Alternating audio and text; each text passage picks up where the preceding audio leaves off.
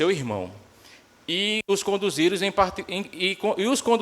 em particular a um monte alto, a um alto monte, e transfigurou-se diante deles. Ou seja, essa aqui é a cena da transfiguração, né? Onde lá na frente vai aparecer Elias e Moisés.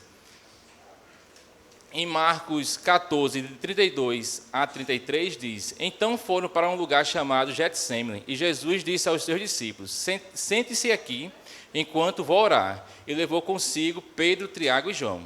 E eles, tanto João como os outros, que no caso somente Tiago, Pedro e João, eles viram a agonia de Jesus no Getsêmani, né? Naquele momento de angústia que ele passou. E aqui João também presenciou, ele foi testemunho ocular da ressurreição da filha de Jairo. Entrando em casa, e ninguém deixou entrar, senão a Pedro, a Tiago e a João, ao pai e à mãe da menina. E todos choravam e pranteavam. Ele disse: Não choreis, não está morta, mas dorme. Ou seja, essa é a ressurreição da filha de Jairo.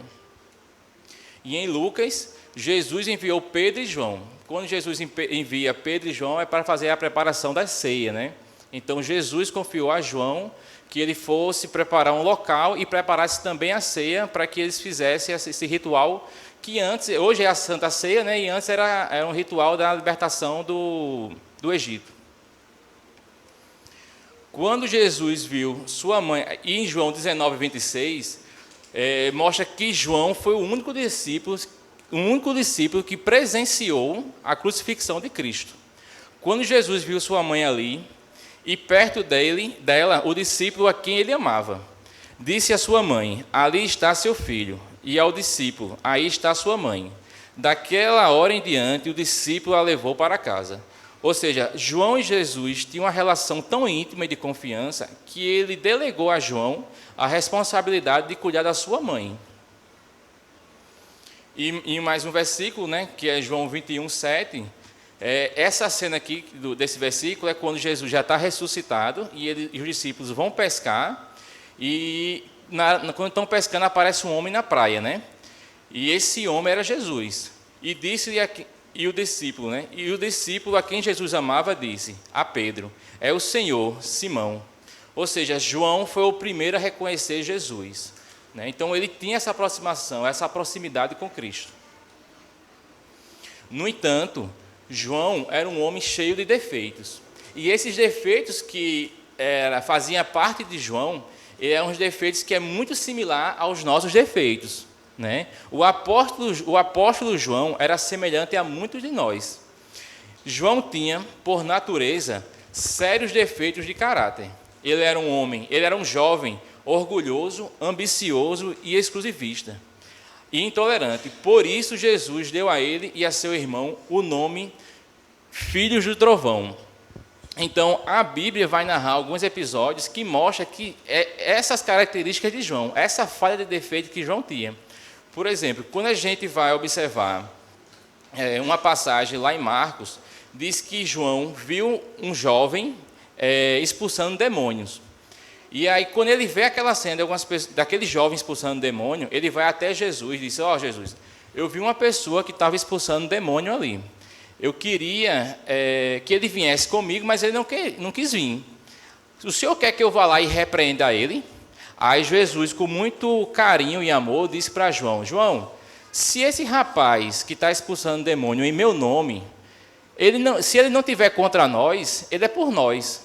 Ou seja, esse é um ponto bastante interessante. Muitas vezes nós também somos exclusivistas.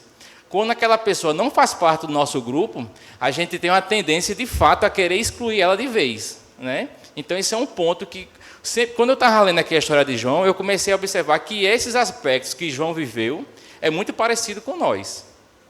Em um outro episódio, Jesus pede para que João e Pedro vá a Samaria, em uma aldeia, que encontre um local para eles ficarem. E os aldeões daquela aldeia diz que não queriam Jesus ali, porque estava tendo muita confusão. Aí, na mesma hora, João diz para Jesus: o senhor quer que eu peça para que desça fogo do céu, assim como Elias fez, e consuma todos eles?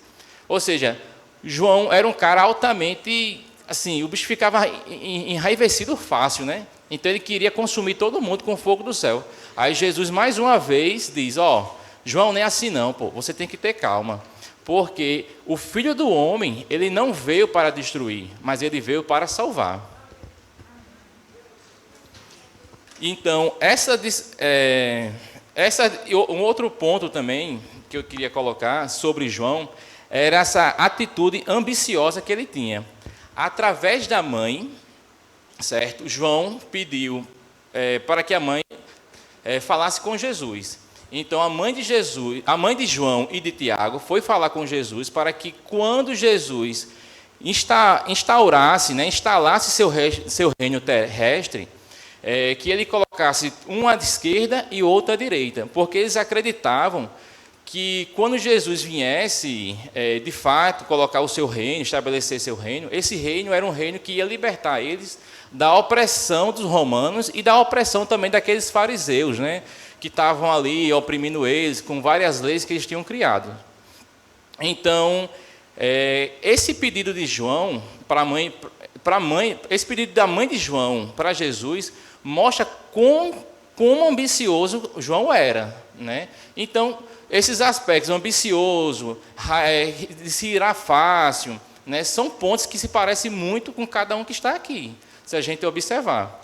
E um outro ponto que também aconteceu próximo à Santa Ceia era a discussão de quem era o maior.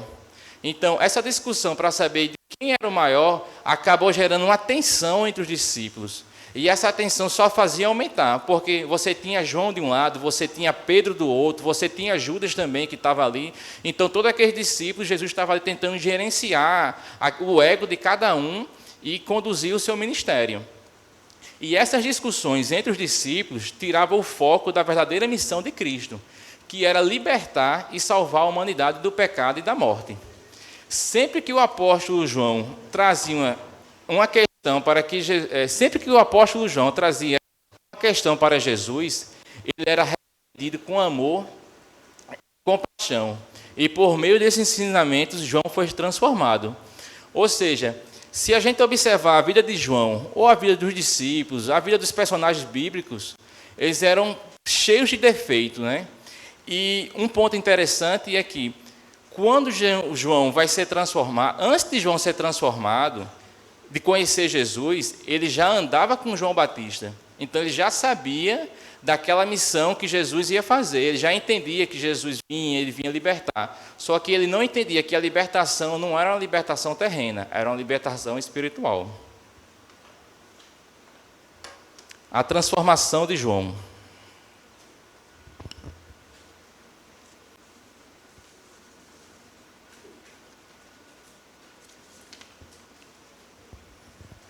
A transformação de João acontece porque ele permaneceu perto de Cristo.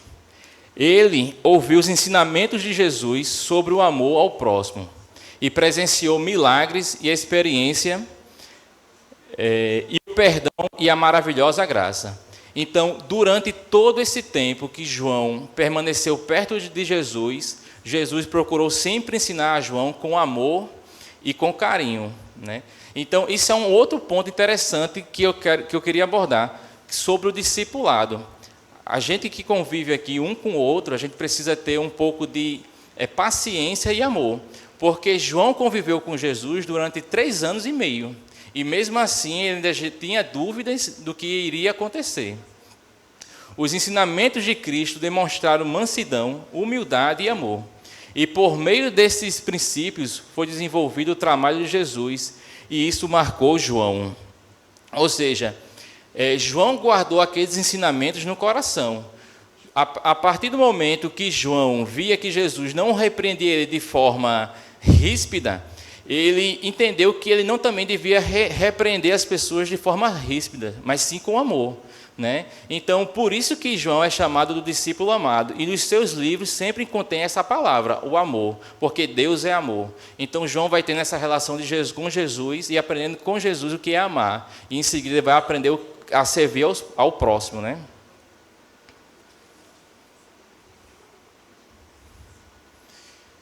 E um dos momentos mais marcantes foi durante a última ceia, quando Jesus lavou os pés dos discípulos.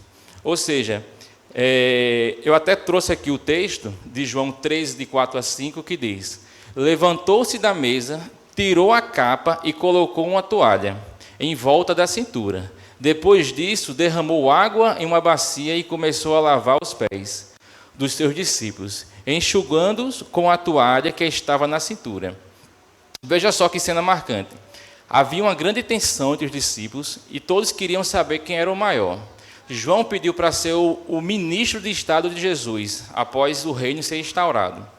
E aí vem agora Jesus, naquele momento de Santa Ceia, naquela tensão. Jesus já sabia que ele ia morrer, ele já estava preparando os seus discípulos, e aí, aquela briga, Jesus vem, chega perto deles e diz: aquele que quiser ser o maior, tem que ser o menor. E agora eu vou dar exemplo a vocês, do que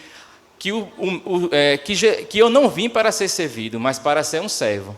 E aí Jesus tira uma toalha, amarra na cintura e pede para lavar os pés de João e de todos os discípulos. E ele chega perto de João. Eu acredito que João foi um dos primeiros a ter os pés lavados, porque ele vivia sempre próximo de Cristo, né? E ele chega com a voz suave e diz: João, dê-me os seus pés, por favor. Então João viu aquelas mãos estendidas. Eram as mesmas mãos que haviam curado aleijados. Eram as mesmas mãos que haviam acalmado a tempestade. Eram as mesmas mãos que haviam feito os cegos verem.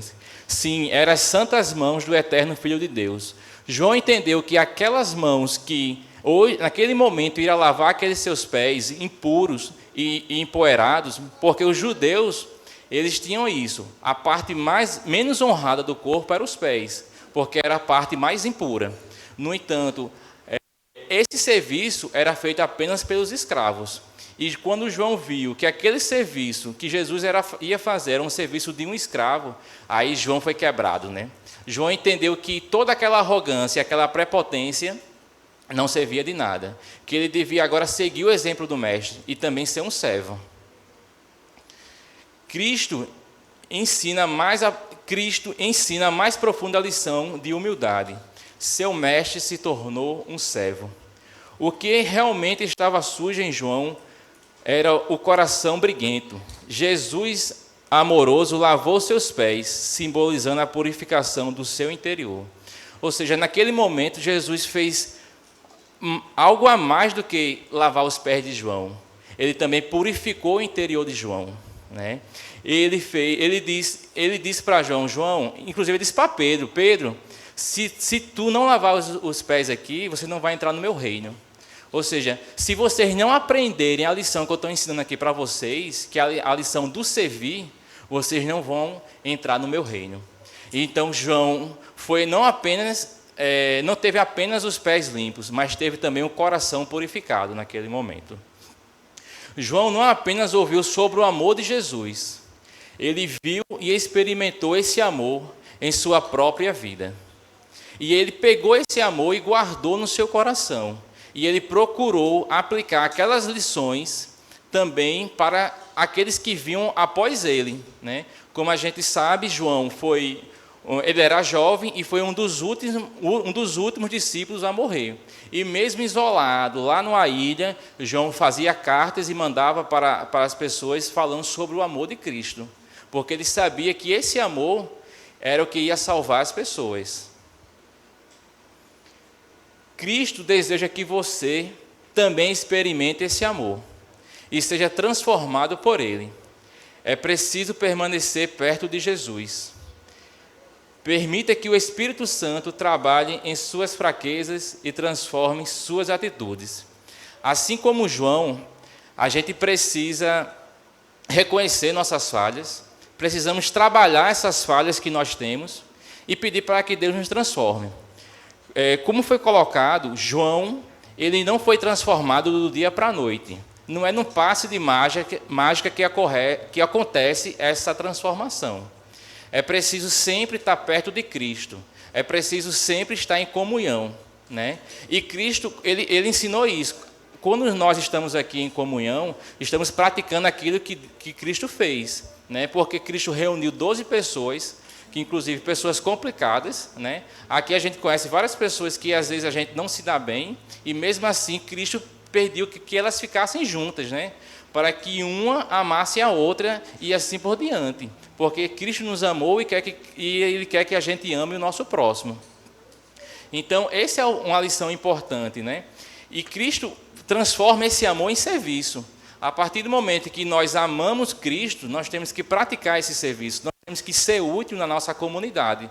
Nós temos que ir além disso. É mais ou menos isso que Taizinha falou na semana passada. Que o discipulado, ele está no ide. Lá na frente, Cristo vai dizer, ide e fazer discípulo. Não é só ide, é ide e fazer discípulo. Ou seja, nós temos que ir e fazer outros discípulos para que nossa fé seja fortalecida e que a fé dos outros também sejam fortalecidos.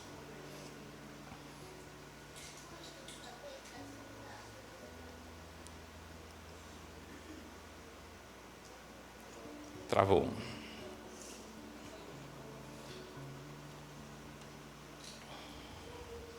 Assim como João seguiu o exemplo de Cristo, também devemos fazer o mesmo. Devemos servir ao próximo com humildade e dedicação, e não apenas dizer as palavras bonitas. No texto de Marcos 10:45 diz: vemos que Jesus veio ao mundo não para servir, mas para ser um servo.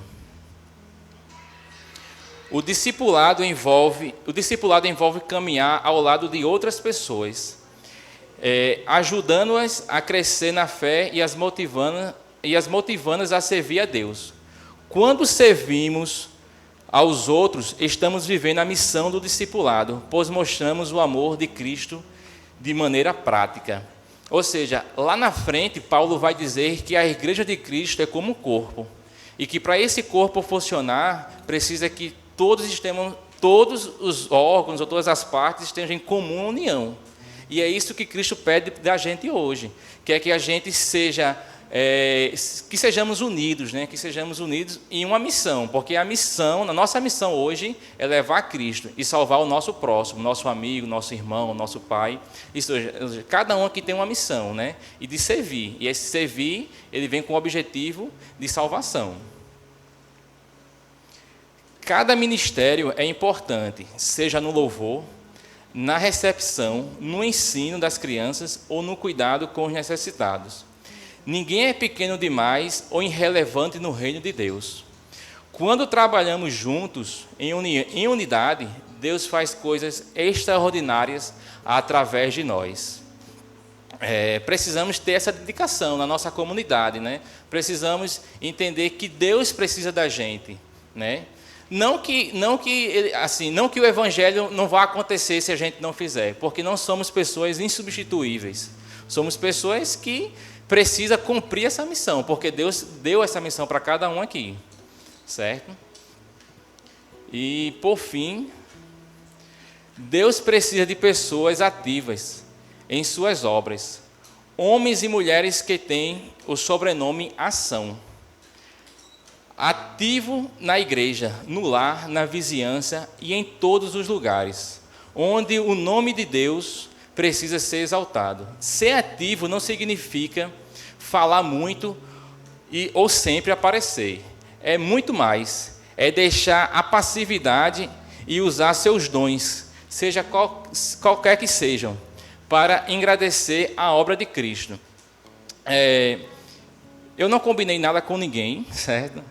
E quando eu estava preparando essa lição, eu estava lembrando aqui da nossa comunidade, né, da nossa igreja. E aqui temos pessoas que sempre participam e sempre estão prontos a servir. E quando eu estava preparando, eu disse, eu vou trazer um exemplo de serviço, eu vou trazer um exemplo de pessoas que servem a nossa comunidade, né? Porque apesar de João ser um bom exemplo, mas ele está um pouco distante. E a gente às vezes tem dificuldade de reconhecer que João praticou esse serviço, certo? E eu trouxe um exemplo de um casal aqui, que é um casal que eu conheço desde pequeno e que sempre está servindo a comunidade. É um casal que são meus amigos, né? Acho que eu nem me perguntei se eu podia botar a foto deles aqui. Mas é um casal que está aqui desde o início da comunidade, é um pouco perto do início. É um casal que eu já conhecia antes de se formar essa igreja, certo? Que é esse casal aqui, ó, certo? Deusiene e Albertino, eu acho que é um ótimo exemplo de serviço. Eles não porque eles cantam ou tocam, certo? Porque eles estão sempre prontos a participar. Eu já vi Albertino, assim que eu disse que eu ia pregar aqui, isso acho que a gente combinou mês passado, né? Albertino fez, vá pregar que eu vou tocar para você. Chama aí seus amigos que a gente toca. Na segunda-feira, Deusiane já estava falando comigo, perguntando como era o tema e o que é que eu precisava para fazer a pregação. Ou seja, eles estão presentes aqui na nossa comunidade como músicos, mas quando precisa para fazer cestas, eles estão também na cesta básica, eles estão fazendo outros serviços. Quando a gente tinha atividades aqui na praia, eles estavam carregando caixas, enfim. Então, eu acho que se você quiser... E outras, e eles também são como João, são pessoas que também têm seus defeitos, mas que estão aqui sempre dispostos a participar e a servir a nossa comunidade em nome de Jesus, certo? E eu queria chamar agora a Natália para uma mensagem que ela vai fazer musical.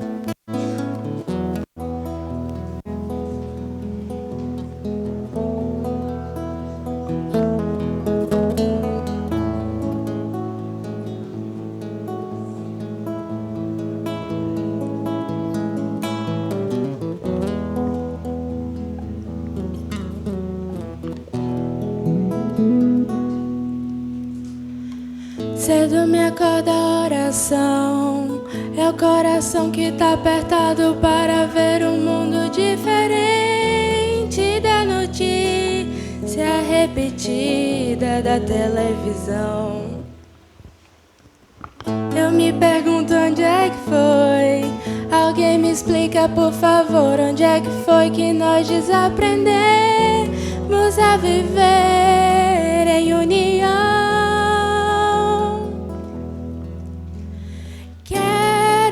Mudar, mas eu aqui só esperar. Eu sou um deles, sou só um deles. Minha oração só é real transformação se começar.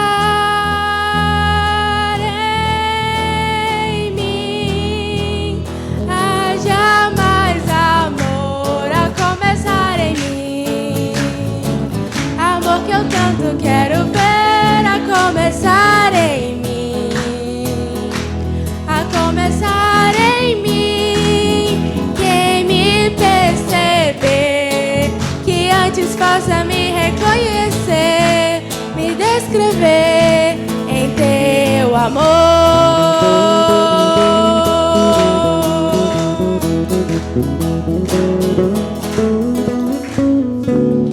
Mas perdão, se no lugar de apontarem tantos erros fossem estendidos mais abraços, mais olhares de reflexão, se não mais tanto tempo em vão, se nosso bem mais precioso não faltasse quando pra ouvir, pra entender o meu irmão.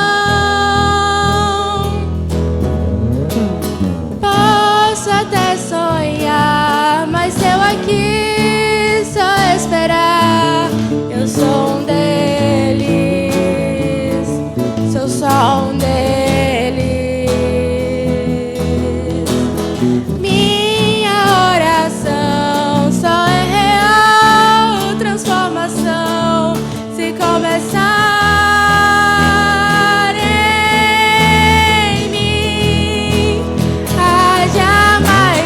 Amor a começar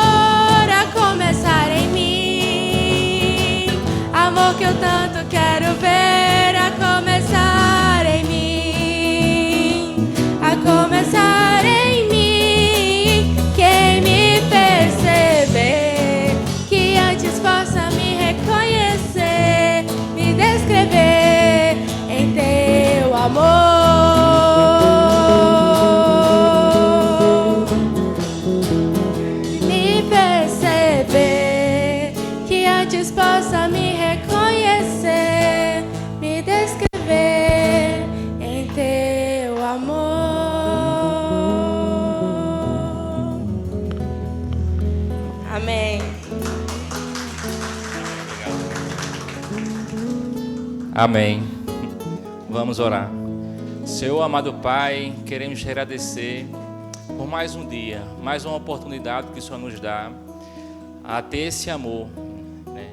E que possamos amar o nosso próximo, né? Como diz a música, que haja mais amor e a começar por mim.